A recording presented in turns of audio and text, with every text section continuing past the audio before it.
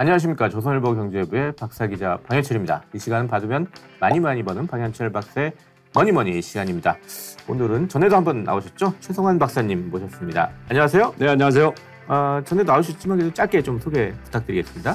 네, 제가 오늘 방 박사님께서 부른 가장 큰 이유가 은퇴연구소장을 한 10년 정도 했다고 부른 것 같은데요.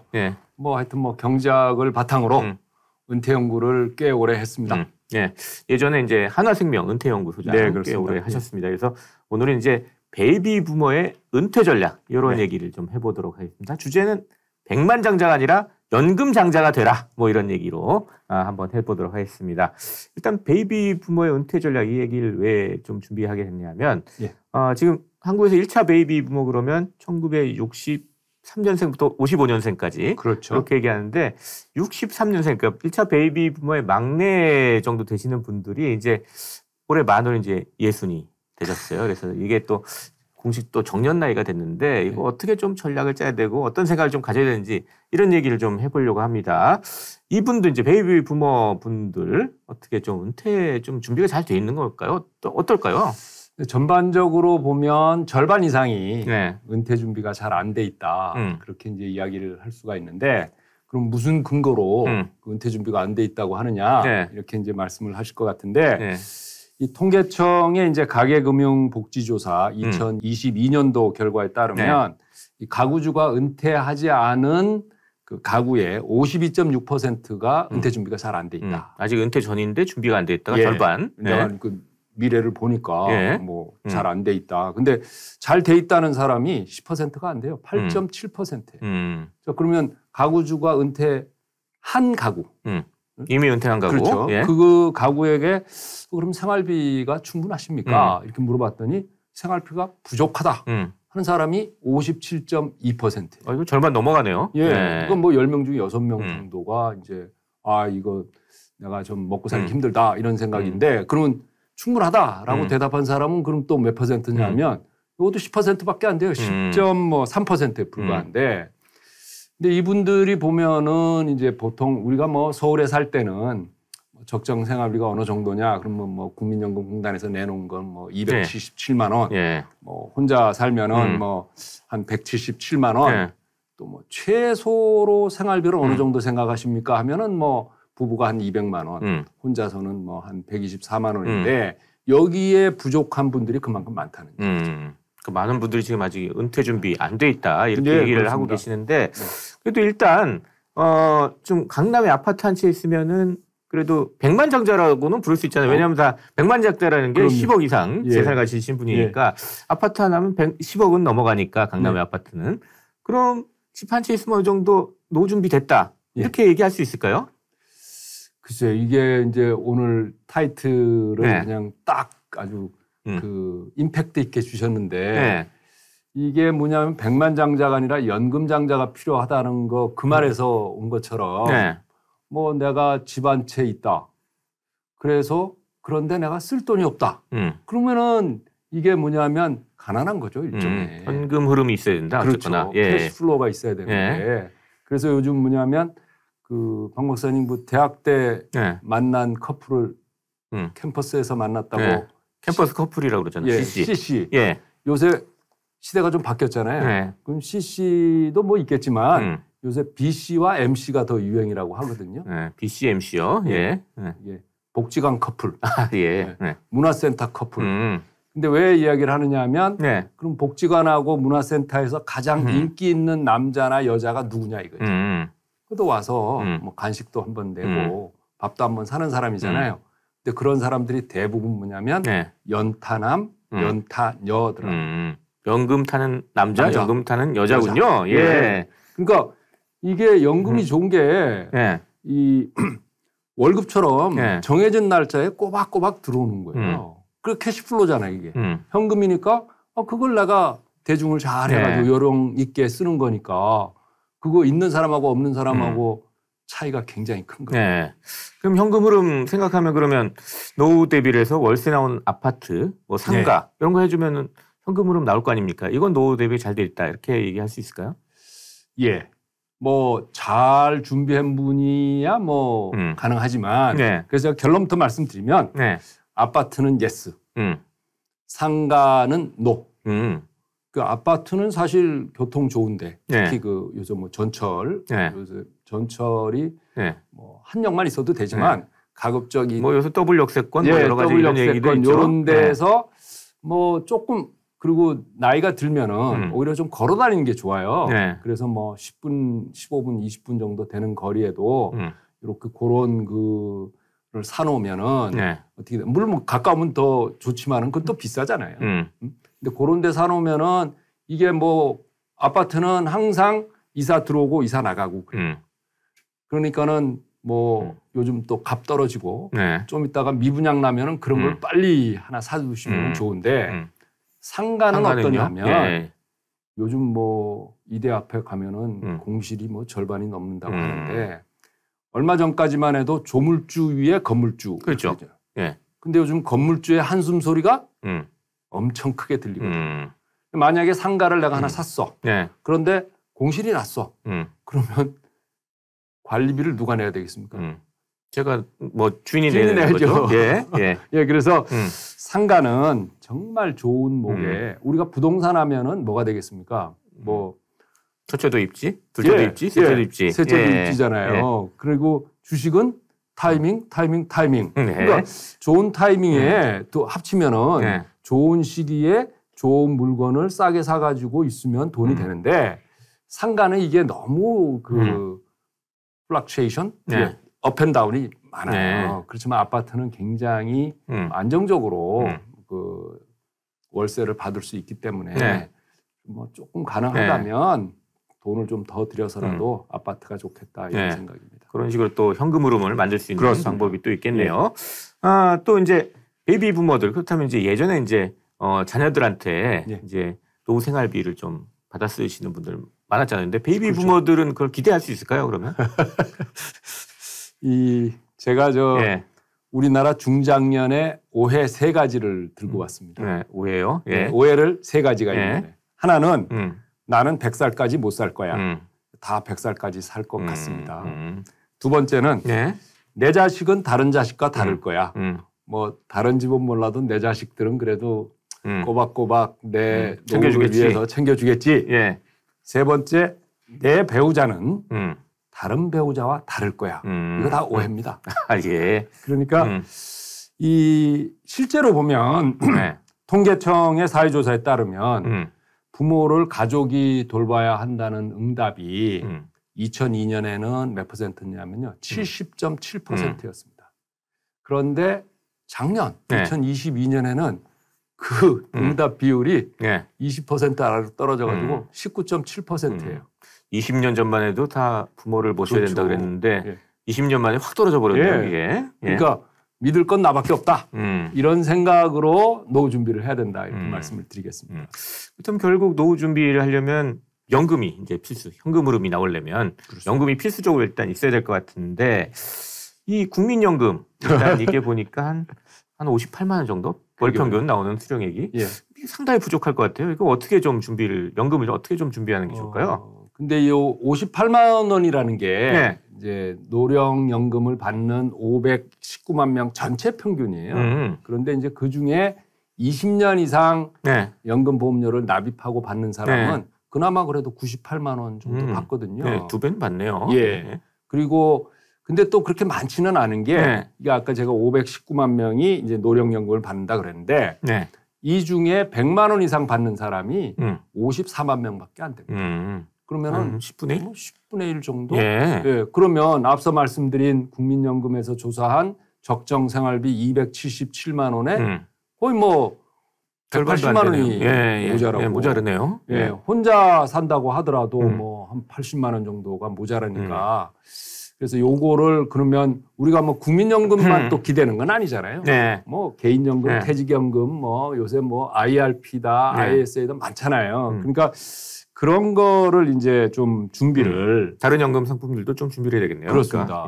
그리고 이제 뭐 내가 지금 뭔 돈이 있다고 지금 뭐 나 퇴직했는데 퇴직연금 끝났고 나 지금 돈이 없어서 그러는데 그러면은 이제 최후의 수단은 이제 주택연금이 되겠죠. 요새는 뭐 10억 좀 넘어도 네. 주택연금 가입이 가능하니까. 네. 그리고 이거는 주택연금은 좋은 거는 부부가 들잖아요. 네. 그럼 부부의 나이에 따라서 이제 그 연금액이 네. 월 받는 연금액이 조금씩 달라지긴 해도 뭐 두 분 중에 한 분이 먼저 죽어도 마지막 남은 배우자가 죽을 때까지 준단 말이에요. 근데 이제 자식들이 좀 싫어할 수도 있죠.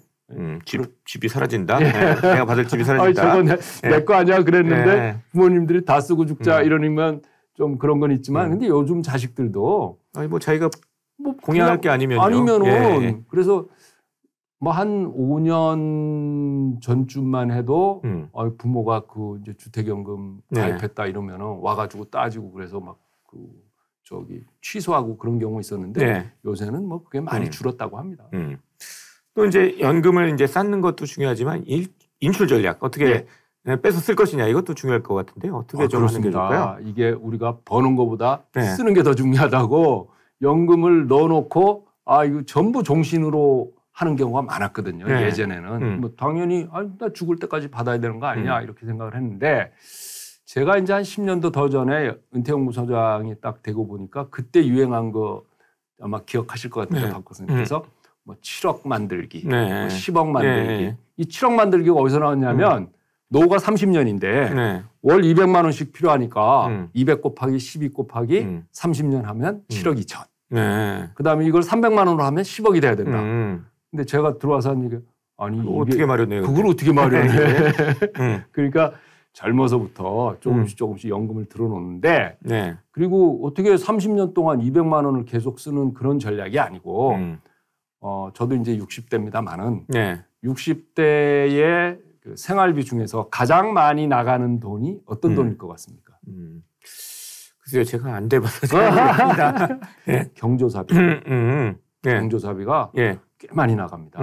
그러니까 뭐 이 결혼 시즌 되면은 그렇다고 또 뭐 이렇게 친하게 지내고 뭐 그랬는데 또 뭐 너무 작게는 할 수 없고 그러다 보면은 이게 60대가 가장 많이 돈이 드는 때예요.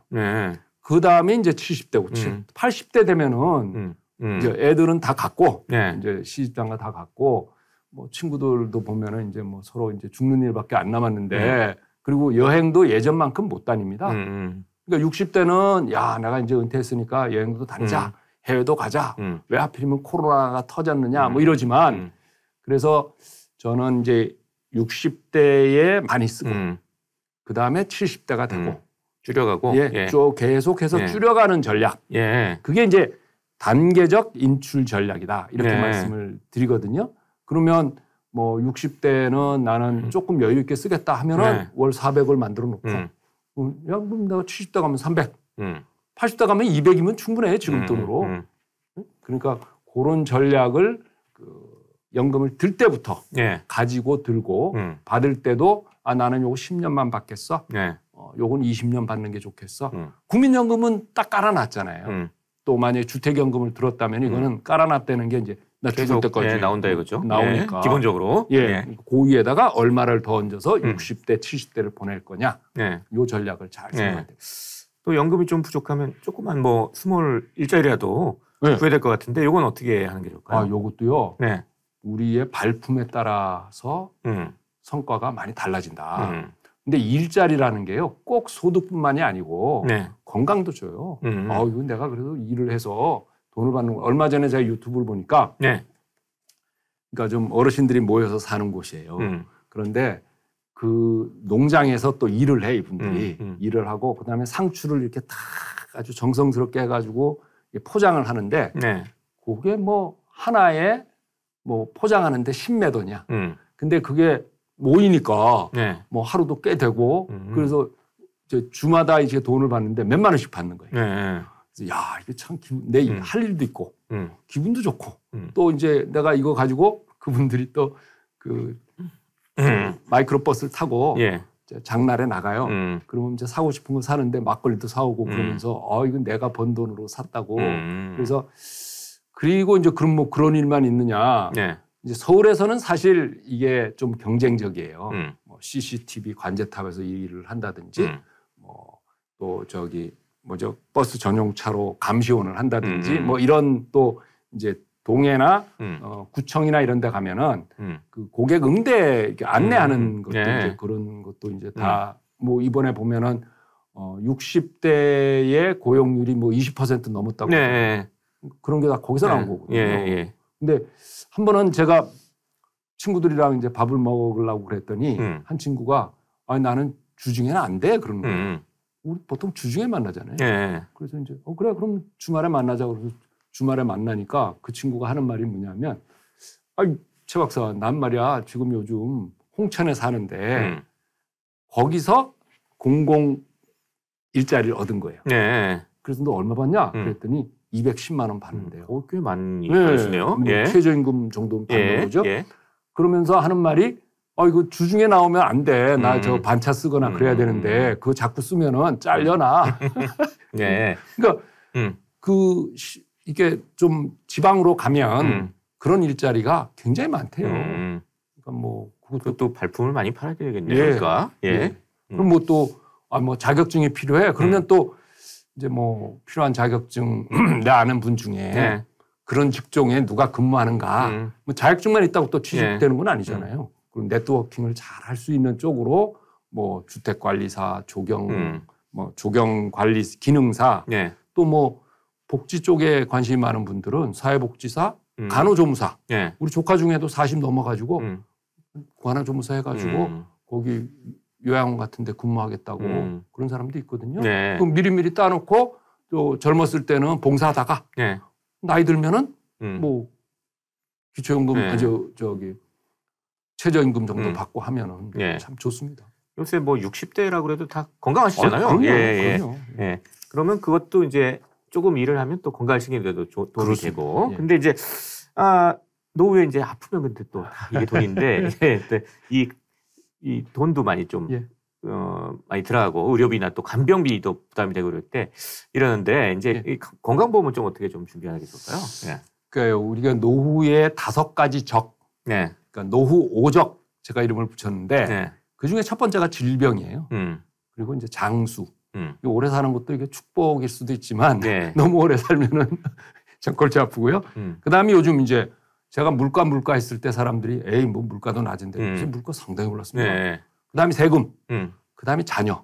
그런데 하여튼 제일 급선무가 뭐냐면 질병인데 제가 찾아봤더니 평생에 이제 그 드는 병원비, 간병비 말고 병원비를 이렇게 남녀로 구분해 보면 남자는 한 1억, 여자는 한 1억 2천, 여자가 한 5년, 6년 이렇게 더 살잖아요. 오래 사시니까. 그래서 보면은 그러면 60세 이후에 그 1억 중에 남자로 치면 60세 이후에 들어가는 병원비가 얼마냐? 절반이 넘어요. 5천만 원. 여자는 7천만 원 정도가 7천만 원. 그래서 그러면은 이거를 내가 뭐 보험을 들어야지. 이런 분도 뭐 보험 하나 정도 들어두면 좋아요. 근데 난 그 보험 싫어하면 어떻게 해야 되겠어요? 목돈을 가지고 있어야지. 그래서 자식한테 내가 큰 병 생기면은 이 돈으로 해라.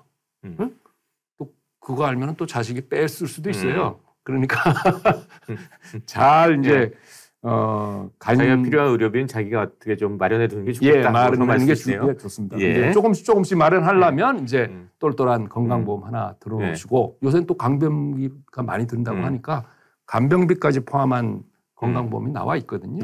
아마 들어두시면 좋겠습니다.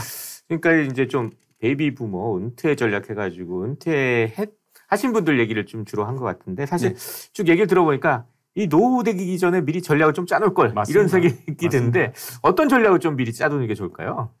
그러니까 뭐 앞서도 잠시 이야기했습니다만은 그러니까 아침에 일찍 일어나는 새가 달아. 그러니까 얼리버드가 돼야 제가 아는 분 한 분이 미국에서 이제 박사학위를 받고 벨랩, 그러니까 벨 연구소에 이제 취직을 했어요. 그랬더니 보스가 야, 너 교육받으러 가 그러더래요. 이제 입사한 지 얼마 안 됐는데 그래서 이거 교육받으러 가면 벨랩이 어떻고 뭐 우리가 뭐 에디슨부터 시작해서 뭐 그게 아니고 당신의 은퇴 전략을 세우세요. 처음부터 그걸 가르쳤군요. 미국은. 그래서 되게 황당했다는 거예요. 나 이제 한 30 돼가지고 박사학위까지 받고 그랬는데 당신의 은퇴 전략을 세우세요. 왜 그걸 제가 알았냐면 그분이 제가 은퇴연구소장 되니까 한국은 인재한다는 거야. 자기가 젊었을 때 60, 70년대 그랬는데 네. 우리는 2000년대, 2010년대 들어와서 그래서 이 정말 빠르면 빠를수록 좋고요. 네. 그래서 제가 이걸 딱 세 마디로 정리를 했습니다. LED 전략이다. LED 전략이요. 네. LED 전략이다. 그래서 L은 하여튼 길게 좀 일을 해라. long work. 예. 네, 뭐 아까도 일을 하면 네. 소득과 건강 두 마리 새를 다 챙길 수 있다 그랬는데, 그러니까 길게 일을 하고 그 다음에 두 번째는 이제 early. 예? E는 early. 예, early start. 예. early start. 일찍 시작하자. 예. 예. 그 다음에 부부가 함께 벌어라.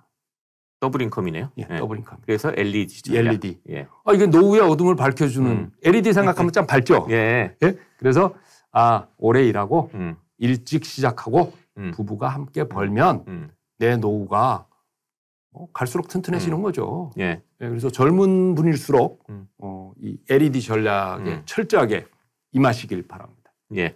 이제 정리를 해보죠. 이제 마지막으로 이제 백만장자 되지 말고 이제 연금장자가 되자. 뭐 이런 얘기를 해봤는데 이 연금장자가 되기 위한 뭐 핵심 전략이 어떻게 좀 해야 되는지 이렇게 좀 정리를 한번 해보죠. 예. 그러니까 이제 20, 30대가 돼서 이제 취직을 했어요. 그러면은 그때부터 노후 전략을 짜야 되는 거죠. 그러면 내가 뭐 무조건 내가 쌓아놓기만 하면 될 것 같지만 그 쌓아놓다가 보면 또 이 너무 사람이 젊은 사람들이 요새 뭐 이 코인 투자도 많이 하고 굉장히 공격적이잖아요. 네. 근데 그런 부분은 일단 하고 그것도 해야 재밌죠. 그거 없이 인생이 무슨 재미가 있겠습니까? 그러면서도 좀 안정적으로 이렇게 내가 해놓는 부분이 있어야 되는데 당연히 뭐 국민연금이나 공무원연금이나 군인연금은 들 거고요. 기본으로. 그 다음에 뭐냐면 이제 퇴직연금. 내가 퇴직할 때까지 한 3, 40년 근무를 하니까 네. 그것도 부지런히 잘 중간에 빼쓰지 마시고 예, 지금 베이비 부모들의 가장 큰 문제가 뭐냐면 중간에 다 뺏은 거예요. 예. 뭐 집 산다, 뭐 한다 그러면서 다 뺐었고 요새는 그것도 이제 좀 규제가 좀 더 강해지지 않을까 이렇게 생각을 하고요. 그 다음에는 이제 개인적으로 드는 연금이 개인연금이잖아요. 네. 야, 뭐 보험회사에 그거 제가 뭐 보험 팔러 온 거 아닙니다, 절대. 네. 그거 들어놓으면 뭐하냐 그러는데 우리 친구들도 이렇게 보면 젊었을 때 그 보험 설계사가 와서 하나만 들어주세요, 하나만 들어주세요. 들어놨던 게 지금 나중에 보니까 다 이게 예. 우리 젊었을 때는 또 금리까지 높았잖아요. 뭐 7% 이상 금리가 많으니까 숨은 보물이 됐군요. 예. 예. 그러니까 부인들이요. 그 남편 죽을까봐 벌벌 떤다는 거 아니에요. 남편 죽으면 못 받거든. 연금 보물이 있었네요. 예. 그래서 그런 국민연금, 그다음에 퇴직연금, 개인연금, 예. 요거를 젊어서부터 이렇게 잘 요령 있게 들어두면은 내 노후가 정말 LED로 처럼 밝아진다. 그리고 이제 뭐 지금 나이가 좀 들었는데 하면은 그런 분들은 이제 주택연금을 어떻게 활용하느냐. 또 뭐 아까 뭐 시작 전에 박 박사님하고 이야기했지만 또 그 서울에 있는 집 네? 백만장자가 네. 계속 거기 살면은 관리비 비싸죠. 뭐 다 비싸잖아요. 네. 그러니까 그거를 요새 뭐 시골에 가면 빈집 한 달에 10만 원, 20만 원짜리 많아요. 그러면서 나는 뭐 시골 가서 1년 살기, 2년 살기, 세 주고 갔다가 뭐 편하게 살다가 또 돌아와서 살다가 또 가고. 뭐 이제 철새가 좋습니다. 그렇게 살면은 뭐 큰 문제 없지 않을까 이렇게 생각합니다. 네. 자, 이렇게 해서 오늘은 최성환 전 한화생명 은퇴연구소장 모시고 베이비 부모의 은퇴 전략, 백만장자가 아니라 연금장자가 되라라는 주제로 얘기를 나눠봤습니다. 마지막으로 이제 저희 시청자, 구독자 여러분께 짧게 마무리 인사 부탁드리겠습니다. 네, 앞으로도 제가 박 박사가 부르는 대로 나와서 열심히 여러분들의 그 은퇴 준비와 또 노후 생활에 도움이 되도록 노력하겠습니다. 감사합니다. 예, 감사합니다. 지금까지 최성환 전 한화생명 은퇴연구소장, 그리고 저는 조선일보 경제부의 박사기자 방현철이었습니다. 그럼 다음 시간에 또 뵙도록 하겠습니다. 감사합니다.